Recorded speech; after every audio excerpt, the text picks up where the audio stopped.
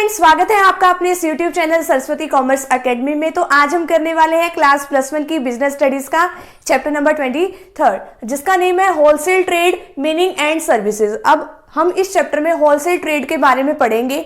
अभी हमने पिछले चैप्टर में भी डिस्कस किया था कि कितने टाइप से आपका ट्रेड होता है। इंटरनल ट्रेड में हमने काफी सारे इसके टाइप्स डिस्कस करे थे, ठीक है। तो अभी हम इसमें पढ़ेंगे होलसेल ट्रेड क्या होता है। अब आपने भी कभी ना कभी तो होलसेलर का नाम सुना ही होगा, होलसेल ट्रेड का नाम भी सुना ही होगा कि क्या होता है। अब बेसिकली ट्रेड का मतलब क्या होता है कि जो भी हम सेल परचेज करते हैं उसके रिगार्डिंग जितने भी एक्टिविटीज होती हैं उसको क्या कहते हैं, ट्रेड। जो भी इनको एक्टिविटीज को परफॉर्म करता है वो कौन होता है, ट्रेडर, ठीक है। अब होलसेलर कौन होगा, ठीक है।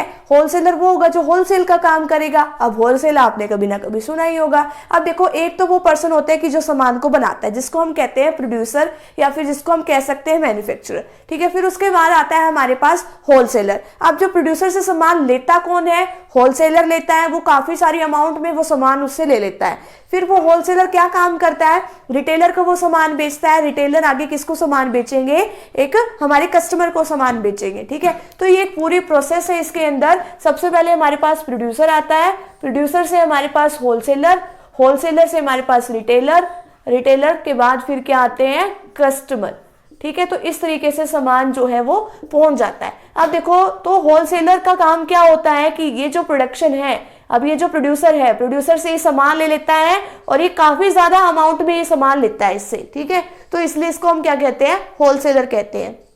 तो आगे इसकी कुछ कैरेक्टरिस्टिक्स दे रखी है। The wholesaler buys goods in larger quantities. अब ये काफी ज्यादा क्वांटिटीज में माल जो है वो लेता है। ही sells the good to the retail traders. अब आपने मैंने आपको क्या बताया कि जो प्रोड्यूसर है, प्रोड्यूसर से सामान कौन लेता है, होलसेलर। होलसेलर आगे किसको सेल करता है, रिटेलर को। तो इसके अंदर यही बताया है कि होलसेलर जो है आगे किसको सेल करेगा, रिटेलर्स को। ही यूजुअली परचेज ऑन कैश। अब ये तो जो है ना होलसेलर, ये तो प्रोड्यूसर से कैश में मतलब खरीदता है कोई भी सामान, और अगर आगे इसको बेचना है रिटेलर को तो ये कई बार क्रेडिट में भी बेच देता है। क्रेडिट का मतलब होता है उधार, उधार में भी बेच देता है। अब ये क्या काम करता है, किस किस के बीच में लिंक क्रिएट करने का काम करता है, प्रोड्यूसर एंड रिटेलर के बीच में। अब ये प्रोड्यूसर और रिटेलर अब ये कैसे मिलेंगे आपस में, अभी पहले ये होलसेलर इससे सामान खरीद लेगा, फिर ये होलसेलर से किसके पास सामान चला जाएगा, रिटेलर के पास। अब ये सामान तो इसका ही जा रहा है ना, प्रोड्यूसर का ही जा रहा है, तो इनके बीच में एक लिंक क्रिएट करने का काम करता है। इसको ज्यादा कैपिटल की जरूरत होती है। अब ये सामान ये नहीं है कि अपने शॉप्स पे नहीं रखता, अब ये कहाँ रखता है, ये बड़े बड़े गोदाम बना के रखता है। गोदाम में वो अपना सामान जो है वो रख लेता है। तो इसलिए इसको डेकोरेशन वगैरह अपने शॉप की करने की जरूरत नहीं होती, क्योंकि इसका तो बहुत ज्यादा क्वांटिटी में माल पड़ा होता है। ये तो अपने पास सिर्फ क्या रखता है, सैंपल रखता है अपनी शॉप के ऊपर, तो कि जो रिटेलर आए सैंपल पसंद करे, उसका फिर ऑर्डर दे, फिर आगे ये सामान उनको दे देता है, ठीक है। अब ये कौन कौन सी सर्विसेज किस किस को प्रोवाइड करता है। अब ये प्रोड्यूसर और मैन्युफैक्चरर को क्या सर्विस प्रोवाइड करता है, प्रोवाइडिंग इंफॉर्मेशन अबाउट डिमांड, कि मार्केट में क्या डिमांड चल रही है, कि अब कस्टमर कौन सी गुड्स चाहते हैं। वैसे कस्टमर से इसका कोई डायरेक्ट कॉन्टेक्ट तो नहीं होता। अब कॉन्टेक्ट तो किसका होता है, रिटेलर का, लेकिन इसका रिटेलर के साथ कॉन्टेक्ट होता है। अब रिटेलर को जो भी बातें कस्टमर से पता लगती है ना, वो किसको बताता है, ये होलसेलर को। अब होलसेलर फिर आगे किसको बताएगा, प्रोड्यूसर को। तो यानी कि बताता है कि कस्टमर को किस चीज की रिक्वायरमेंट है, आपको किस तरीके का सामान जो है वो बनाना चाहिए। नेक्स्ट है एक्टिंग एज मिडलमैन। मिडलमैन का मतलब क्या होता है, इंटरमीडिएरी का काम करता है, बीच में लिंक क्रिएट करता है। तो पहले प्रोडक्शन से, यानी कि जो प्रोड्यूसर है, प्रोड्यूसर से होलसेलर, होलसेलर से रिटेलर, रिटेलर के बाद कस्टमर। तो इस तरीके से मिडलमैन का काम करता है। Providing financial help. अब हेल्प किस तरीके से प्रोवाइड करता है, जैसे कि इसमें क्या किया, होलसेलर जो है ना, अब होलसेलर ये जो हमारा प्रोड्यूसर होता है इसको एडवांस में पेमेंट कर देता है, ठीक है। अब एडवांस में अगर उसको पेमेंट जाती है तो उसकी तो मदद हो जाती है ना, वो तो अपना फाइनेंस का यूज कहीं और कर लेगा, ठीक है। नेक्स्ट है प्रोवाइडिंग असिस्टेंस इन एडवर्टाइजिंग। अब जितनी भी एडवर्टाइजमेंट करानी पड़ती है ना, वो कराता कौन है, वो ज्यादा अमाउंट में जो एडवर्टाइजमेंट है, अब उसको बताना तो है कि हमारे प्रोडक्ट है, क्या चीज है, कितनी क्वांटिटी में मिलेगा, कितना प्राइस है। तो सारा खर्चा कौन उठाता है, हमारा होलसेलर, ठीक है। तो उससे फायदा किसको होता है, सामान किसका बिकता है, हमारे प्रोड्यूसर का। तो इसका ये बेनिफिट हो जाता है। नेक्स्ट है प्रोवाइडिंग स्टोरेज फैसिलिटीज। अब इतना सामान रखने की जगह उसके पास नहीं होती, प्रोड्यूसर के पास। वो क्या करता है, ये अपना ऑर्डर देता है होलसेलर, होलसेलर फिर अपने गोदाम में वो सामान रख लेता है। तो स्टोरेज फैसिलिटीज इसको मिल जाती है। नेक्स्ट है अचीविंग इकोनॉमी इन प्रोडक्शन। अब ये देखो, ये सामान जो है सस्ता मिलता है। किस तरीके से सस्ता, किस तरीके से प्रोडक्शन हो सकता है,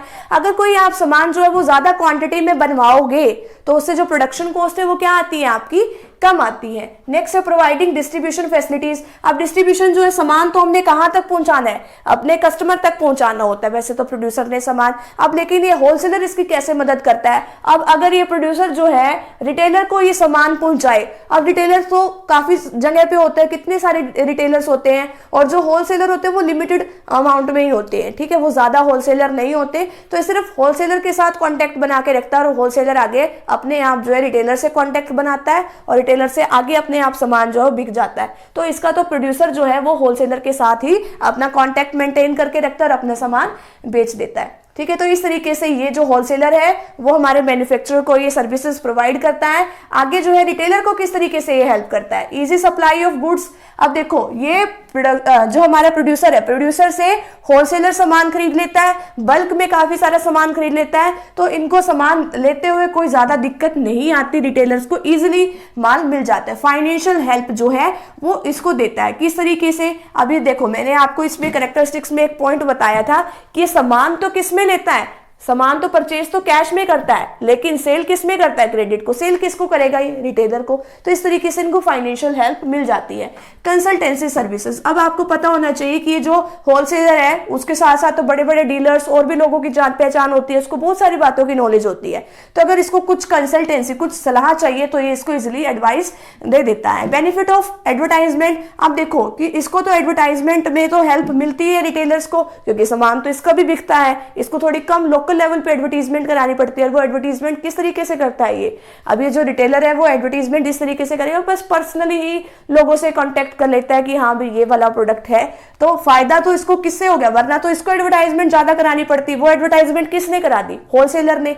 नेक्स्ट है information about new product. New product के बारे में इसमें इंफॉर्मेशन मिल जाती है, क्योंकि इसको इंफॉर्मेशन देने वाला कौन होता है, जो हमारा ये होलसेलर है वो इसको नई नई इंफॉर्मेशन दे देता है। और इसी तरीके से पैकिंग फैसिलिटीज है, पैकिंग फैसिलिटीज में सारा कुछ पैक करके कौन देता है, ये सामान वगैरह ग्रेडिंग करके अलग अलग हिस्सों में डिवाइड करके और अलग अलग डिब्बों में पैक करके हमारा होलसेलर इसको प्रोवाइड करता है। नेक्स्ट है हमारे पास सर्विसेज टुवर्ड्स सोसाइटी। अब सोसाइटी के लिए क्या सर्विसेज प्रोवाइड करता है, इजी अवेलेबिलिटी ऑफ गुड्स। अब ये जो सामान है वो हमारे कस्टमर को वो इजीली मिल जाता है, ठीक है। अब इसी तरीके से होलसेलर को भी इजीली सामान मिल जाता है। होलसेलर अब देखो सबसे पहले सामान किसके पास जाता है, प्रोड्यूसर से होलसेलर के पास जाता है, होलसेलर से रिटेलर के पास।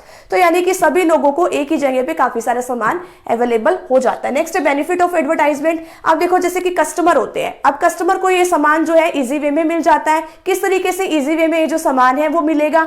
अब देखो जो कस्टमर है, कस्टमर को सपने थोड़ी आएंगे कि हम कोई प्रोडक्ट बना रहे हैं। अब कस्टमर कैसे कोई सामान खरीदता है, कस्टमर इसी तरीके से तो खरीदेगा, उसको एडवर्टाइजमेंट देखेगा, उसको पता लगेगा कि हाँ भाई इस तरीके के भी कोई गुड्स मार्केट में अवेलेबल है, वो गुड्स देखेगा और उस तरीके से उसको सामान मिल जाएगा। तो ये बेनिफिट ये इस तरीके से इसको मिल जाता है। नेक्स्ट है रिमूवल ऑफ कस्टमर कंप्लेंट्स। अब कस्टमर के कंप्लेंट्स के बारे में भी इसको किस तरीके से पता लगेगा होलसेलर को। अब ये होलसेलर, अब मान लो कोई कस्टमर है, कोई प्रोडक्ट यूज करते हैं, उसको कोई दिक्कत आ गई, अब उसको पता कैसे चलेगा कि उसको दिक्कत आ रही है, क्योंकि उसका तो डायरेक्ट कांटेक्ट नहीं होता, उसका वो कांटेक्ट किसके साथ होता है, रिटेलर्स को। अब जो कस्टमर है वो किसको बताएंगे कि हमारे को इस प्रोडक्ट से कोई कंप्लेंट आ रही है, कोई हमें दिक्कत आ रही है, वो किसको बताएंगे, कस्टमर रिटेलर को, और रिटेलर आगे किसको बताएगा, हमारे होलसेलर को। नेक्स्ट है possibility of large scale production. अब लार्ज स्केल पे अगर प्रोडक्शन होगा, अब देखो ये होलसेलर जो है वो ज्यादा डिमांड करते हैं, ठीक है, गुड्स की। अगर इन्होंने ज्यादा डिमांड करी है ना गुड्स की, अब ये ज्यादा डिमांड करेंगे तो बड़े लेवल पे प्रोडक्शन होगा, बड़े लेवल पे प्रोडक्शन होने से कॉस्ट जो है वो कम आती है, तो इनको सस्ते दामों पे वो गुड्स जो है इजीली अवेलेबल हो जाती है। तो इस तरीके से हमारा ये पूरा चैप्टर जो है वो बिल्कुल छोटा सा था, और यहीं पे हमारा जो चैप्टर नंबर 23 है वो कंप्लीट होता है। अभी आप इसका स्क्रीनशॉट भी ले लीजिएगा। तो फ्रेंड्स अगर आप चैनल पे न्यू है तो चैनल को प्लीज सब्सक्राइब कर दीजिए, और अगर वीडियो अच्छी लगे तो वीडियो को लाइक भी जरूर कर दीजिएगा। मिलते हैं नेक्स्ट टॉपिक के साथ एंड नेक्स्ट चैप्टर के साथ। Thank you very much. तो फटाफट से अब आप इसका स्क्रीनशॉट ले लीजिए।